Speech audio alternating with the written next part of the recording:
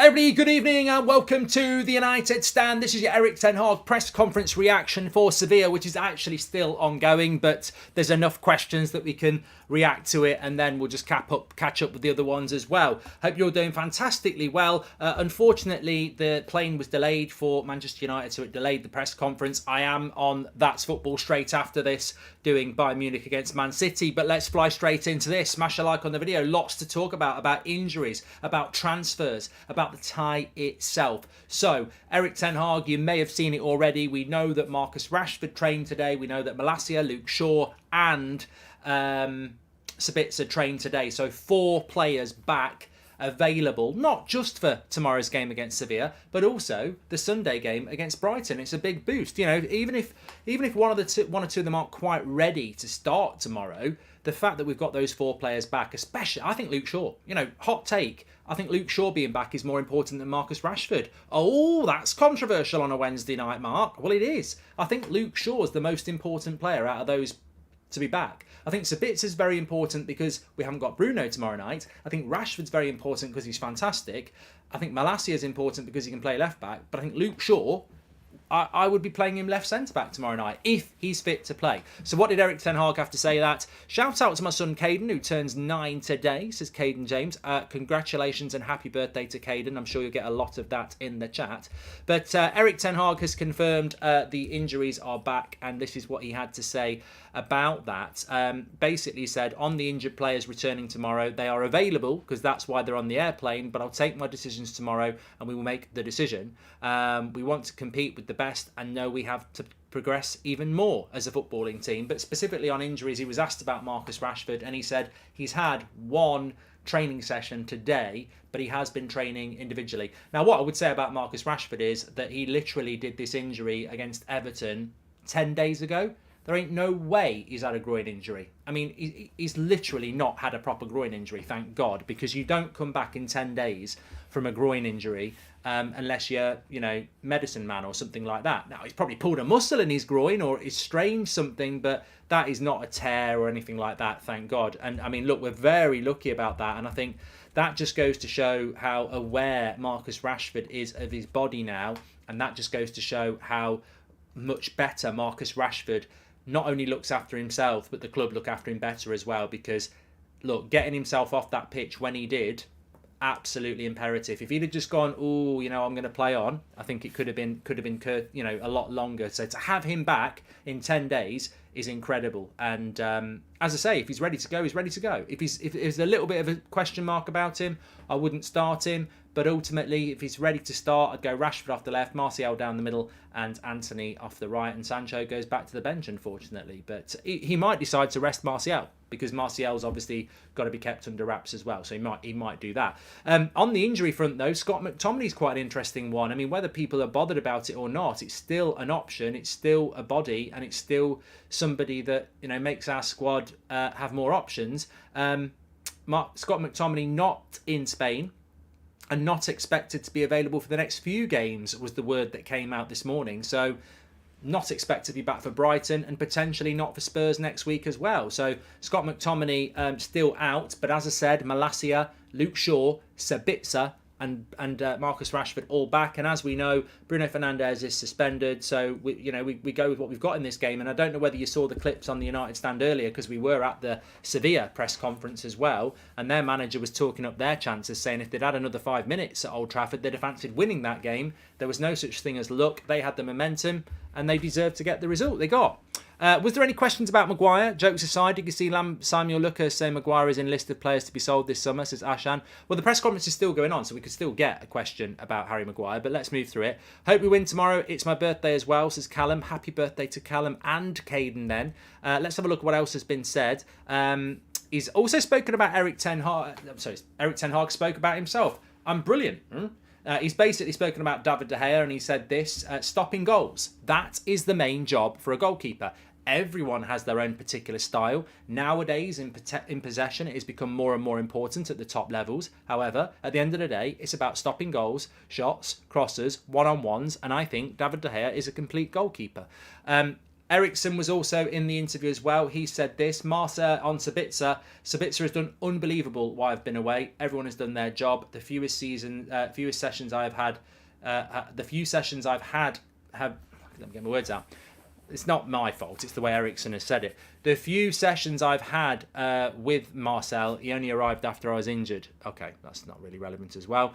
Ten Hag was also speaking about the Sevilla crowd and home atmosphere, something we've probably neglected in this. We are away from home, and he's basically said you have to use that as a motivation, and you have to control it. The timing of that is important in big games especially. You have to know how to use it. We need to focus on the game and play the best game we can. We are away from home, and there will be an expectation from Sevilla to go at us and knock us out. They've got a fantastic history in this tournament, and I think they'll be trying to use that history to hurt us. I do need to talk to you about Garnacho as well. Do remind me about that. Bit of a head-to-head. United not wanting him to go to the Under-20 World Cup, but he has been called up.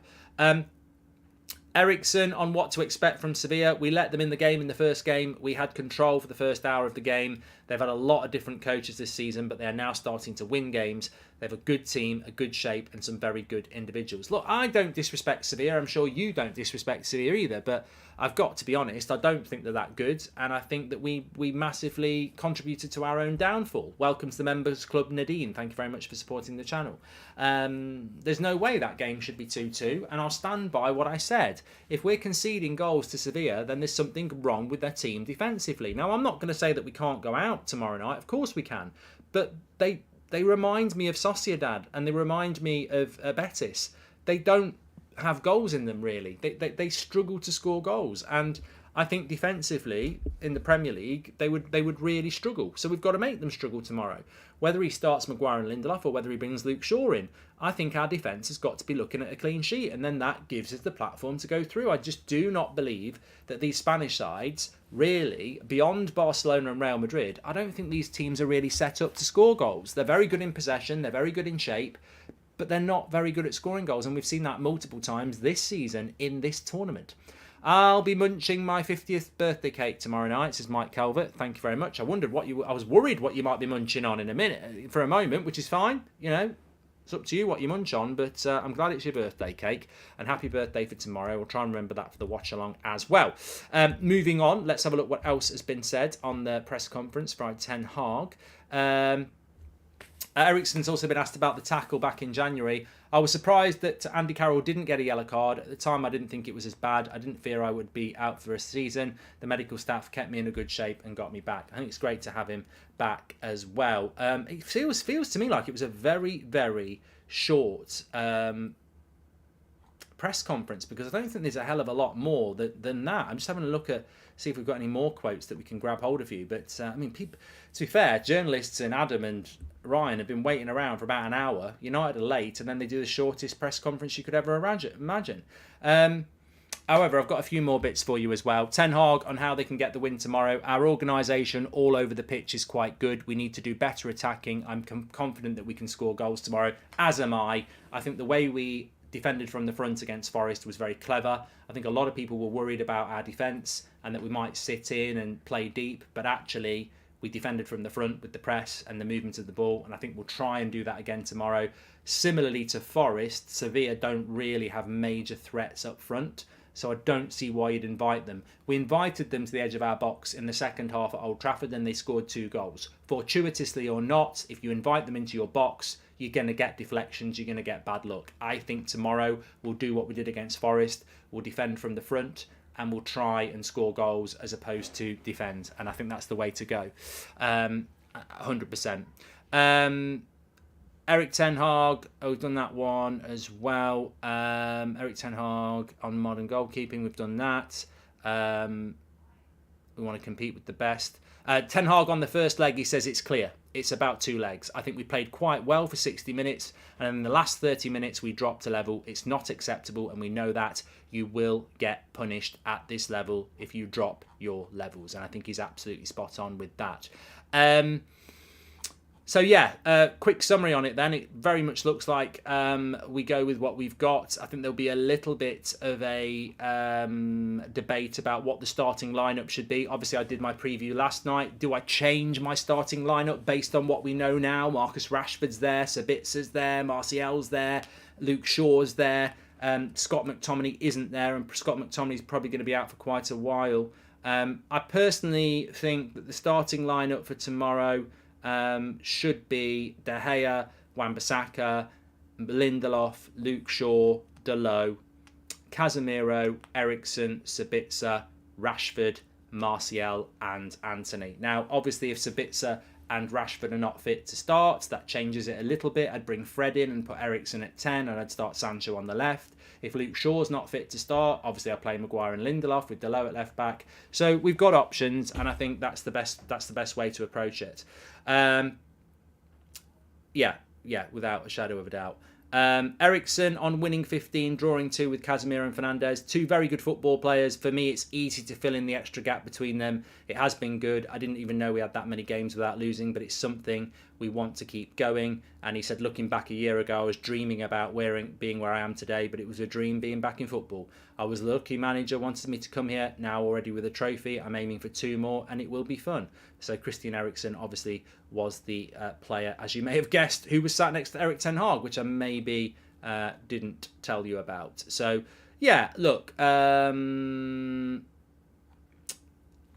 it's all about the injuries, isn't it? That's what it's all about tomorrow. It's all about the injuries. It's all about who's going to start and where they're going to start.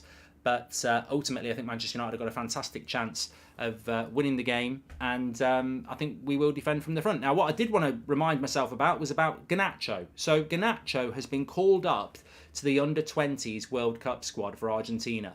This will take place from basically the start of May. And if he goes, he is out of Europa League semi-finals if we're there, FA Cup finals if we're there, and obviously all the Premier League games that go with that. Now, Man United don't want it to happen, and they've made it clear that they don't want it to happen, but Argentina do want it to happen. I don't think there's anything that Manchester United can do to stop it. Ulf says, I hope Garnacho's back soon and he's an exciting player. And this is the problem, isn't it? He's been out for a month, injured. By the time he's back, he's going to go straight away to go and play for Argentina. Now, that benefits Argentina, but it doesn't benefit Man United. He's been injured for a month, he gets back fit, and then he's basically his season over because he's playing in the Under-20s World Cup. I don't know where you sit on this. I mean, for me, club over country, because we need him, and this is an important time of the season. I've got no problem with people wanting to play for their country, but the reason the World Cup doesn't straddle the last month of the season is because it's very important. You're talking about major tournaments and the end of the Premier League season and big trophies as well. It seems unfair to me that the Under-20s World Cup is being held in May. I don't know why they couldn't put it in June. It seems really ridiculous. Could Garnacho deny it, says Noel? I don't know that he would. I don't know what Garnacho's stance is, and he's in a very difficult position because the club don't want him to go, but if he wants to go, he's going to upset somebody. And if he doesn't go, he's going to upset his national team, and how does that impact on his career later on for Argentina? Personally, if I was Garnacho, I'd upset the under-20 coach for Argentina and stay at Man United, because ultimately, if you deliver your potential, which you've got to do in a Man United shirt, you'll get picked and called up for the Argentinian squad anyway. Because if you're good enough, there's no way at 22, if he's good enough and he's not being called up because he didn't go to the 20s, their fans will be in uproar saying, why is Garnacho not playing? So Garnacho's got the power, really. If I was Garnacho, I wouldn't go. I'd stay at Man United. And I'd back myself to be in the national squad soon anyway. I mean, I personally think he should have gone to the World Cup. Some people think it might have been a bit soon, but I don't think he needs to go to the under-20s. If he goes, I don't think it's a huge deal for us. I think we'll be okay without him. But I think that the club over a under-20 World Cup, like Lucify says, is absolutely... But really, Erik ten Hag needs to sit him down and say, look... and maybe the Argentinian Federation as well, and say, look, he's a massively important player who will play first team football for me in May, and that's why I don't want him to go. Now, I understand why you want him to go, but it's not the World Cup, it's the Under-20s World Cup, and we're playing for real trophies as well. Europa League, FA Cup, top 4 to get in the Champions League. Why does Garnacho need to play in an under-20s World Cup? You know, what's better for his development, playing in an under-20s World Cup or playing men's football against, you know, grown-ups? I think he's better than an under-20 World Cup. And Schillen says if he wants to go, let him go. And look, if he wants to go, that's fine. But I'd still be sitting him down if I was Ten Hag and say, why do you want to go? You've broken into men's football. You're a first-team member of Manchester United playing against men. And you want to go and play under-20s football. You're above that, mate. I mean, it's a holiday. You know, I think you should be staying here. But I do also concede that, you know, nationality is very important. And I don't think Marcus Rashford would give a shit about playing for the under-20s over playing in a Europa League final for Manchester United. But South Americans tend to be more patriotic in their football. I remember certain senior players for Brazil over the years have really wanted to go and play in the Olympics to win an Olympic gold medal, whereas we don't even enter a team and we can't be bothered about it. So, look, I think that I don't want him to go, but he probably will end up going, won't he? Which is a shame. But look, that's an opportunity for Sancho. That's an opportunity for Pellistri, I suppose. But I certainly think it's going to be something that comes back and we get some clarity on very, very soon. But I would like him to stay. People who are tuning in a little bit late, we've just been reacting to Erik Ten Hag's press conference. So Scott McTominay's going to be out for a few more games. But on a positive note, Marcus Rashford, Sabitzer, Luke Shaw and Malacia have all trained today. They're all in Spain now, ready to play for Manchester United tomorrow night. So we've got a strong squad. Obviously, we know we've got no Bruno, Martinez and Varane. We've spoken about numerous times, but we do have 4 players back, and I think that makes us stronger. And I personally just really hope that Luke Shaw can start, because as I said, I think he's the most important player back out of everybody.